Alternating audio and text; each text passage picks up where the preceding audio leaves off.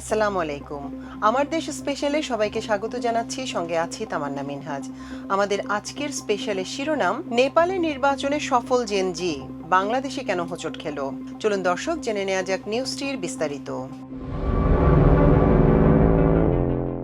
নেপালের নতুন প্রধানমন্ত্রী হিসেবে গত মাসে শপথ নেন তরুণ নেতা বালেন্দ্র শাহ।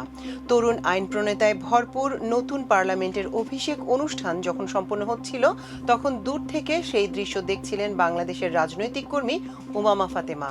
নেপালের রাজনৈতিক পরিবর্তন তাকে যেমন অনুপ্রাণিত করেছে, তেমনি বাংলাদেশের বাস্তবতা ভেবে জন্ম দিয়েছে গভীর হতাশার। উমামা ফাতেমা ছিলেন 2024 সালে বাংলাদেশের জেনজি আন্দোলনের সক্রিয় অংশগ্রহণকারীদের একজন। সেই সময় দেশের হাজারো তরুণ রাস্তায় নেমে ব্যাপক বিক্ষোভের মাধ্যমে ক্ষমতাসীন সরকারের পতনে গুরুত্বপূর্ণ ভূমিকা রাখে। কিন্তু আন্দোলনের প্রায় 2 বছর পরও সেই শক্তি বাংলাদেশের রাজনীতিতে স্থায়ী রাজনৈতিক প্রভাব তৈরি করতে পারেনি, যার ফলে চলতি বছরের ফেব্রুয়ারিতে অনুষ্ঠিত জাতীয় নির্বাচনে দেখা গেছে প্রতিষ্ঠিত রাজনৈতিক দল বাংলাদেশ জাতীয়তাবাদী দলের ভূমিধস বিজয়, আর অন্যদিকে ছাত্র আন্দোলন থেকে গড়ে ওঠা ন্যাশনাল সিটিজেন পার্টি এনসিপির প্রত্যাশিত ফল অর্জনে ব্যর্থতা। এই চিত্র নেপালের সাম্প্রতিক রাজনৈতিক বাস্তবতার সঙ্গে তীব্র বৈপরীত্য তৈরি করেছে।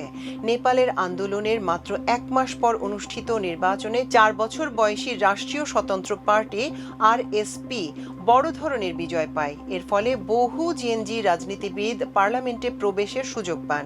সাবেক র্যাপার ও জনপ্রিয় তরুণ নেতা বালেন্দ্র শাহ, যিনি আরএসপির সঙ্গে জোট করেছিলেন, শেষ পর্যন্ত দেশের নেতৃত্বে উঠে আসেন। এশিয়ার রাজনৈতিক বাস্তবতায় এটি একটি বিরল ঘটনা, যেখানে তরুণদের আন্দোলন সরাসরি রাষ্ট্র ক্ষমতায় প্রভাব ফেলতে সক্ষম হয়েছে। এদিকে উমামা ফাতেমা বলেন, নেপালের তরুণদের সংগঠিত হওয়ার সক্ষমতা বাংলাদেশের তরুণদের জন্য একই সঙ্গে অনুপ্রেরণার ও হতাশার কারণ। তার মতে, বাংলাদেশে এই পরিবর্তনের ধারাবাহিকতা তৈরি করা সম্ভব হয়নি। নেপালের তরুণদের মতে, তাদের সাফল্যের মূল শক্তি ছিল সাধারণ মানুষের সঙ্গে আন্দোলনের ঘনিষ্ঠ সংযোগ। আরএসপির প্রার্থী হিসেবে নির্বাচিত পার্লামেন্ট মেম্বার কেপি খানাল বলেন, জেনজির আন্দোলন দীর্ঘদিন ধরে জমে থাকা জন অসন্তোষকে রাজনৈতিক শক্তিতে রূপ দিয়েছে। তরুণদের আত্মত্যাগ ও জবাবদিহি ও ন্যায় বিচারের দাবিকে ধারাবাহিকভাবে সামনে আনার ফলে জনগণের মধ্যে বিশ্বাস তৈরি হয়। বিশ্লেষকদের মতে, নেপালের রাজনৈতিক কাঠামো এই সাফল্যে গুরুত্বপূর্ণ ভূমিকা রেখেছে। দেশটির নির্বাচনী ব্যবস্থা জোট সরকারের উপর নির্ভরশীল। গত 17 বছরে সেখানে 14 বার সরকার পরিবর্তন হয়েছে এবং কোনো একক দল স্থায়ী সংখ্যাগরিষ্ঠতা পায়নি। ফলে জনগণের মধ্যে প্রচলিত রাজনৈতিক দলগুলোর প্রতি আস্থাহীনতা তৈরি হয় এবং নতুন রাজনৈতিক শক্তির জন্য সুযোগ তৈরি হয়। এদিকে ওয়েস্টমিনস্টার বিশ্ববিদ্যালয়ের গবেষণা নীতিশা কোয়েল মনে করেন, নেপালের 3টি প্রধান রাজনৈতিক দলই জনসমর্থন হারানোর ফলে তরুণদের দল আরএসপি সবচেয়ে বেশি সুবিধা পেয়েছে। বালেন্দ্র শাহর সঙ্গে রাজনৈতিক জোট এবং আন্দোলনকারীদের ব্যাপক অংশগ্রহণ আরএসপিকে সংগঠন, অর্থায়ন ও নেটওয়ার্কের দিক থেকে শক্তিশালী করে তোলে। রাজনৈতিক বিশ্লেষকদের মতে, দক্ষিণ এশিয়ার বাস্তবতায় শক্তিশালী সাংগঠনিক ভিত্তি ছাড়া নতুন কোনো দল নির্বাচনে বড় সাফল্য পাওয়া কঠিন। নেপালের তরুণ কর্মী পুরুষোত্তম সুপ্রভাত যাদব বলেন, আন্দোলন গড়ে তোলা এবং নির্বাচনে জয়লাভ করা সম্পূর্ণ ভিন্ন বিষয়। তিনি নতুন দল গঠনের পরিবর্তে আরএসপিতে যোগ দিয়ে পার্লামেন্ট সদস্য নির্বাচিত হন। এছাড়া নীতিশা কোয়েল আরও বলেন, আবেগ, ক্ষোভ কিংবা আদর্শ আন্দোলন তৈরি করতে সাহায্য করলেও নির্বাচনে জিততে দীর্ঘমেয়াদী প্রস্তুতি, সংগঠন ও রাজনৈতিক কৌশল অপরিহার্য। দক্ষিণ এশিয়ায় বয়সভিত্তিক শ্রদ্ধাবোধ, সামাজিক কাঠামো এবং লিঙ্গ বৈষম্য তরুণ নেতৃত্বের বিকাশে বাধা হয়ে দাঁড়ায়। তবে নেপাল এই সীমাবদ্ধতার বাইরে যেতে পেরেছে। অন্যদিকে বাংলাদেশের ক্ষেত্রে বিশ্লেষকরা মনে করেন, এসব গুরুত্বপূর্ণ উপাদানের ঘাটতি ছিল। দীর্ঘদিন ক্ষমতায় থাকা আওয়ামী লীগ সরকার পতনের পর বিরোধী রাজনৈতিক দলগুলো নিজেদের ভুক্তভোগী হিসেবে তুলে ধরে জনসমর্থন অর্জনে সফল হয়। এর ফলে বিএনপি ও জামায়াতে ইসলামের মতো প্রতিষ্ঠিত দলগুলো আন্দোলনের রাজনৈতিক সুফল ভোগ করতে সক্ষম হয়।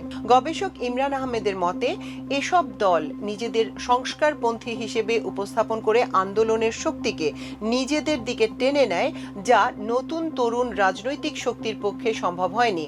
এনসিপির কৌশলগত ভুলগুলোর মধ্যে অন্যতম ছিল জামায়াতে ইসলামের সঙ্গে জোট করা। বিশ্লেষক বিশ্লেষকদের মতে এতে বিশেষ করে নারী ও উদারপন্থী তরুণ ভোটারদের একটা বড় অংশ দলটি থেকে দূরে সরে যায়।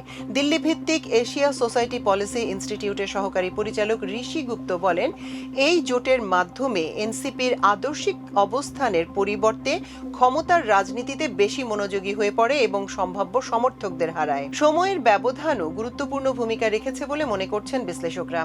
বাংলাদেশে আন্দোলন ও নির্বাচনের মধ্যে প্রায় ১.৫ বছরের ব্যবধান তৈরি হওয়ায় আন্দোলনের গতি অনেকটাই কমে যায়।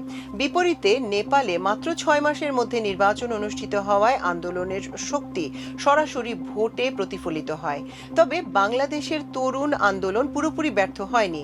এটি জাতীয় রাজনীতিতে সংস্কারের আলোচনা সামনে এনেছে এবং গণভোটের মাধ্যমে সংবিধান ও রাষ্ট্রীয় কাঠামো পরিবর্তনের দাবিতে জনমত সৃষ্টি করেছে। নতুন সরকার ৩১ দফা সংস্কার পরিকল্পনা ঘোষণা করলেও অনেকেই আশঙ্কা করছেন এটি হয়তো প্রচলিত রাজনৈতিক ধারারই পুনরাবৃত্তির মধ্যে সীমাবদ্ধ থাকবে। বর্তমানে অনেক তরুণ রাজনীতি নিয়ে হতাশ হয়ে বিদেশমুখী হচ্ছেন। উমামা ফাতেমা বলেন, আগে যারা দেশে থেকে পরিবর্তনের স্বপ্ন দেখতেন তাদের অনেকেই এখন বিদেশে কাজের সুযোগ খুঁজছেন। তবু আশার আলো পুরোপুরি নিভে যায়নি। বিশ্লেষকদের মতে ন্যাশনাল সিটিজেন পার্টি যদি সংগঠন শক্তিশালী করতে পারে এবং জনগণের সঙ্গে দীর্ঘমেয়াদী সম্পর্ক গড়ে তুলতে সক্ষম হয়, তাহলে ভবিষ্যতে তারা রাজনৈতিকভাবে ঘুরে দাঁড়াতে পারবে। নেপাল ও বাংলাদেশের তরুণদের লক্ষ্য এক, রাজনৈতিক পরিবর্তন। নেপালের তরুণরা এখন পার্লামেন্টের ভেতর থেকেই সেই পরিবর্তনের চেষ্টা চালিয়ে যাচ্ছে, আর বাংলাদেশের তরুণরা প্রয়োজনে আবারও রাজপথে নামার প্রস্তুতি ধরে রেখেছে। দর্শক, এই ছিল আমাদের স্পেশাল নিউজের আয়োজন। এতক্ষণ সঙ্গে থাকার জন্য অশেষ কৃতজ্ঞতা। আল্লাহ হাফেজ।